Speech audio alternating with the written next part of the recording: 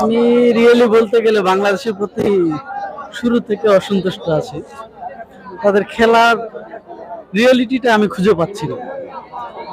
আসলে রিয়েলিটিটা বলতে বুঝাচ্ছি যেটা যে তাদের ফিগারিং সিস্টেমটা যেরকম রান রান বলতে শুরু করেন এবং কি যে সিকোয়েন্স অনুযায়ী প্রতিটা খেলায় তো তাদের সিকোয়েন্সটা শুরুতে যেরকম থাকে শেষের দিকে এসে কিন্তু তারা একটা খুব ভালো একটা রেকর্ড রেখে গেছে পারফরমেন্স।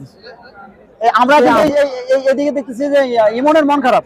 এমন মন খারাপের কারণ কি? মন খারাপের কারণ হচ্ছে বাংলাদেশের প্রতি আমরা একটা আশা রাখছিলাম যে 180 বা 90 এর মতো রান করতে পারে, কিন্তু আমাদের আশা ওনারা ব্যর্থ। ওনারা আসলে আমাদের আশা পূরণ করতে পারে নাই। এই যে আমি এখানে 75 সাকিব ওনার লোক নিয়ে এসেছিলাম, কিন্তু আসলে আমি একটা জিনিস বুঝি না। সাকিব আল হাসান এক রান করার পর থেকে আমরা দেখলাম যে আপনি এটা ঢেকে রেখেছেন। সাকিব আল হাসানের নাম আসলে এই বিষয়ে বলার কিছু নাই। খেলাতে যখন রাজনীতিবিদরা চলে আসে তখন খেলা আর খেলা থাকে না, এখানেও রাজনীতি শুরু হয়ে যায়। মুস্তাফিজুর রহমান, ওকে, আমরা আরেকজন মুস্তাফিজকে পেয়ে গেছি। তো মুস্তাফিজুর রহমান, আপনি একটু আজকের খেলার বিষয় বলবেন আপনি ক্যামেরার সামনে।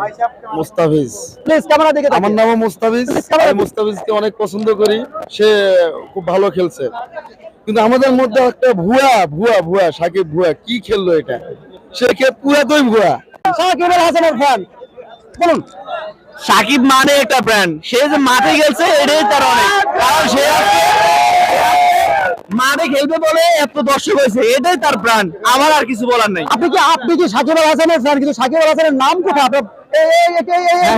75 হাতের কর্নারে 75, ওখানে 75, বিকজ এটাই ব্র্যান্ড বা এটাই ব্র্যান্ড। আচ্ছা, সাকিব খেলছে মানে এটাই অনেক, কারণ হে মাঠে নামছে মানে এত দর্শক আছে, তাই না? এটাই ব্র্যান্ড, সাকিব মানে ব্র্যান্ড।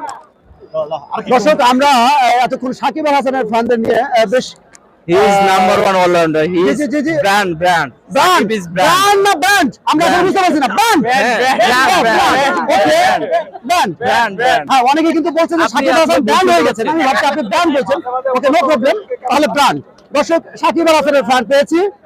এখানে অনেক তামিম ইকবালেরও কিন্তু ফ্যান ছিল, যারা এক রান করার পরে তারা বেশ উচ্ছ্বসিত ছিল। কিন্তু 75 নাম্বার ছিল, তারা বলছেন সাকিব আল হাসান একটা ব্র্যান্ড। আবার এখানে আছে তামিম ইকবালের ফ্যান, তারা বলছে যে সাকিব আল হাসান এখন পর্যন্ত ফ্লপ এবং সে হচ্ছে আপাতত ব্র্যান্ড। Thank you.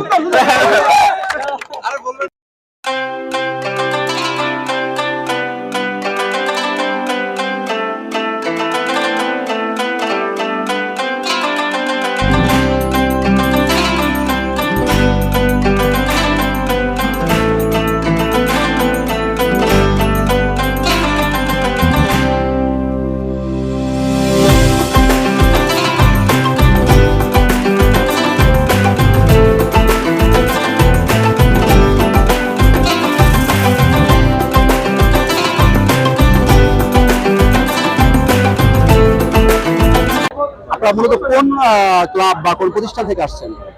আমাদের প্রতিষ্ঠানের নাম আছে গ্ল্যাডিয়েটর পাওয়ার বয়েজ। আমাদের নিজস্ব একটা ক্লাব।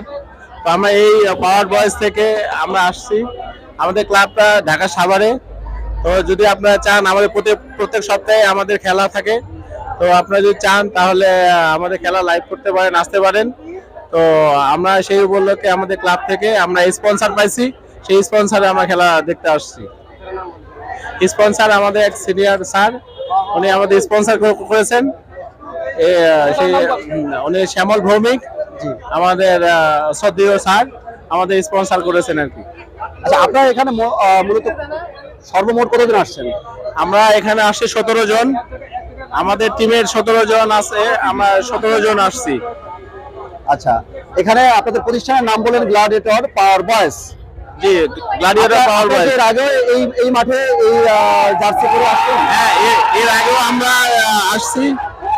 আমরা আসছি, তবে পুরো টিম আসা হয় নাই। তো আমরা এবার ফার্স্ট টাইম পুরো টিম নিয়ে আসছি আর কি।